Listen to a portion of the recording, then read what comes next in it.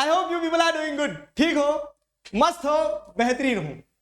इस वीडियो में आप सभी के साथ में एक बहुत इंपॉर्टेंट इंफॉर्मेशन साझा करने वाला हूं। What is the difference between BC AD.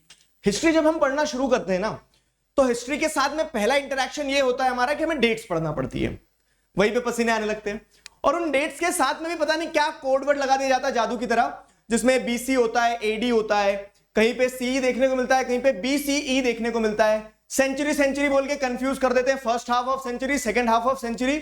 यही नहीं समझ में आता किसकी सेंचुरी लग रही है यहाँ पे। तो ये जितने भी कंफ्यूजन है ना, इन सारे कंफ्यूजन को आई गारंटी यू इस वीडियो को देखने के बाद में आपको एकदम क्रिस्टल क्लैरिटी मिल जाएगी। And here we go. तो देखो, सबसे पहली चीज क्या है और इंपॉर्टेंट चीज क्या है कि डेट्स जो रहती ना, डेट्स एक रेफरेंस होती है। जैसे कि एग्जांपल दें, हम जब ये बोलते हैं कि आप कितने साल के हो और किसी से उसकी उम्र पूछते हैं, तो वो सामने वाला इंसान अगर कह रहा है कि हाँ मैं 20 साल का हूं, मैं 25 साल का हूं, तो उसमें क्या हो रहा है आपको ये समझ में आया कि इस व्यक्ति को धरती पे आए हुए 25 साल हो गए हैं। एक साल में 365 दिन होते हैं। और आप ऐसा कैसे कह सकते हो कि उसको 25 साल हो गए? क्योंकि आपको पता है कि वो किस दिन पैदा हुआ है। फाइन। तो किसी भी चीज को जब आपको समझना होता है, उसके टाइम फ्रेम को समझना होता है ना, इसके लिए हम क्या करते हैं? डेटिंग का कॉन्सेप्ट इस्तेमाल करते हैं। इसके लिए हम डेट्स को इंपॉर्टेंट कंसीडर करते हैं। और वही रोल है हिस्ट्री में डेट का। जैसे हम बोलते हैं हिस्ट्री में कि आज से बहुत समय पहले, तो बहुत समय पहले एक चीज पे बोल दिया, फिर दूसरी चीज पे बोल रहे हैं आज से बहुत समय पहले। तो अब जब बहुत समय पहले बोल रहे हैं तो बहुत क्या, अब जब यहां पे अगर ये पता होगा कि आज से 100 साल पहले, तो हमें समझ में अच्छा कि ये 100 साल है। और जब ये कहेंगे आज से 200 साल पहले, तो ये समझ में आएगा कि अच्छा 200 साल है। तो वो बहुत शब्द वेग है, लेकिन जब उसमें हम 100 साल, 200 साल, 300 साल लिखने लगते हैं ना, तो आपको प्रिसाइज टाइम फ्रेम पता लगने लगता है। वो प्रिसीजन का काम होता है डेटिंग से, कि आपको ये समझ में आ रहा है कि हाँ किस डेट से क्या चीज स्टार्ट हुई है। अब कहानी यहां पे आती है। चलो, हिस्ट्री में डेट्स का क्या इंपॉर्टेंस है कि आपको एक रेफरेंस समझ में आती है कितना समय हुआ है। अब समस्या यहां ये आती है कि बीसी, एडी, बीसीई, सीई ये क्या होता है। तो अब मैं आपको मैथ्स थोड़ा सा पढ़ाने की कोशिश करता हूं। देखो, नंबर लाइन हम सभी ने बचपन में पढ़ी है। अब नंबर लाइन में क्या होता है? नंबर लाइन जैसे अगर हम देखेंगे तो एक 0 पॉइंट होता है। 0 पॉइंट के इधर नेगेटिव नंबर्स होते हैं और 0 पॉइंट के इधर पॉजिटिव नंबर्स होते हैं। जैसे 1 2 3 4 5 6 हो जाएगा, इधर -1 2 3 4 5 6 हो जाएगा। फाइन। तो ये नंबर लाइन जो बचपन में पढ़ी थी ना, उसी प्रिंसिपल पे इंटरनेशनल डेट लाइन भी काम करती है। डेट लाइन कैसे कि इंटरनेशनली जैसे जो हिस्ट्री लिखी गई है, तो आप क्या देखेंगे कि रेफरेंस पॉइंट रखा गया 0, और उसके बाद से जो इवेंट हुआ, तो जैसे हम कह रहे हैं कि आज हम 2023 में जी रहे हैं। 2023 में जी रहे हैं मतलब क्या कि जैसे अगर आप देखेंगे 2023 साल हो गए, तो 2023 कब से? 0 से 1 साल, 2 साल, 3 साल, 4 साल, 5 साल, 10 साल, 100 साल, 1000 साल, 2000 साल और 2023 साल हुए हैं। तो उस तरह से 0 को आप वो रेफरेंस पॉइंट लेके चल रहे हैं, वहां से 2023 साल हुए हैं। तो अब ये 0 के आगे की जो डेट्स होती है ना, इन्हें एडी कहा जाता है। क्यों कहा जाता है अभी समझाऊंगा मैं। अब ये 0 के पीछे की जो डेट्स है उन्हें बीसी कहा जाता है। क्यों बीसी कहा जाता है ये भी समझाता हूं।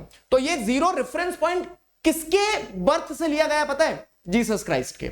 जीसस क्राइस्ट के क्यों बर्थ से लिया गया? ठीक है। तो अब यहां पे आपको ये चीज समझना होगा कि हिस्ट्री जो है ना, वो यूरोसेंट्रिक पर्सपेक्टिव से लिखी गई है। मतलब यूरोपियंस का वर्ल्ड हिस्ट्री को इन्फ्लुएंस करने में या फिर हिस्टोरिकल नैरेटिव बनाने में एक बहुत प्रमुख भूमिका रही है। और एक पोप थे, तो उन पोप ने क्या किया, बोला कि हिस्ट्री को समझना है, अगर चीजों को अगर आपको नोट डाउन करना, तो एक रेफरेंस पॉइंट चाहिए रहेगा। और वो रेफरेंस पॉइंट क्या रख लिया गया? वो रेफरेंस पॉइंट रख लिया गया 0।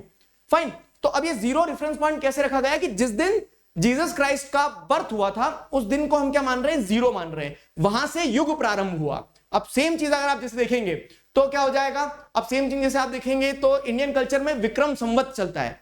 तो राजा विक्रमादित्य ने क्या किया था? वहां से कह सकते हैं ना कि वहां से कैलेंडर स्टार्ट किया था, तो विक्रम संवत चलता है। तो उसी तरह से क्या है कि अब आप देखेंगे यूरोपियन पर्सपेक्टिव से हिस्ट्री लिखी गई है, यूरोसेंट्रिक हिस्ट्री लिखी गई है। तो इस पॉइंट को 0 माना गया जीसस क्राइस्ट के बर्थ को।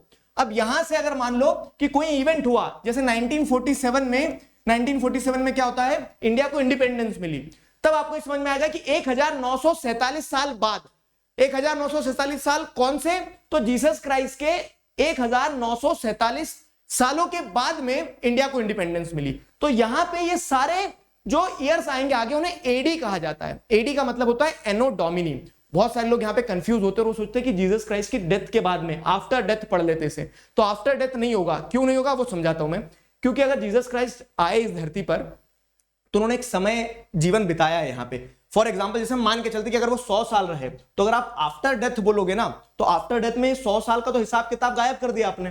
फाइन, तो इसके लिए आप एडी का मतलब आफ्टर डेथ नहीं होता है, जिस दिन उनका जन्म हुआ उसी दिन से आप एनो डोमिनी एडी काउंट करेंगे। अब बीसी क्या है, तो जो सारे इवेंट जीसस क्राइस्ट के पहले हुए, जीसस क्राइस्ट के जन्म लेने से पहले हुए, वो बिफोर क्राइस्ट कहलाएंगे। तो अब नंबर लाइन पे ऐसे समझना है, जैसे अगर मैं अब बात करूं यहां पे कि इंडस वैली सिविलाइजेशन को कितना समय हुआ।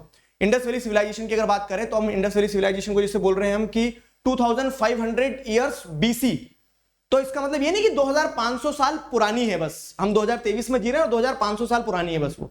उसका मतलब क्या हो जाएगा, जब बीसी में चले गए आप, तो 2500 बीसी में अगर इधर चले गए, तो यहां अब आपको चीजें समझना होगी कि 2500 तो जीरो तक आने में लगे, और फिर जीरो के बाद में ये 2023 में आज हम जी रहे हैं, तो 2023 साल आज के हो गए। तो इस तरह से बीसी मतलब बिफोर क्राइस्ट। तो अगर इसको एक्चुअल ईयर्स में देखें तो 4500 साल के आसपास हो गया, 4500 साल के आसपास हो गया। कब, इंडस वैली सिविलाइजेशन की बात करें हम, जैसे वैदिक पीरियड की बात कर ले हम, तो वो बीसी वाला मतलब कि बिफोर क्राइस्ट का टाइम पीरियड जो था, जीसस क्राइस्ट के जन्म लेने के पहले की जो डेट्स है उनके आगे बीसी लिखा जाता है।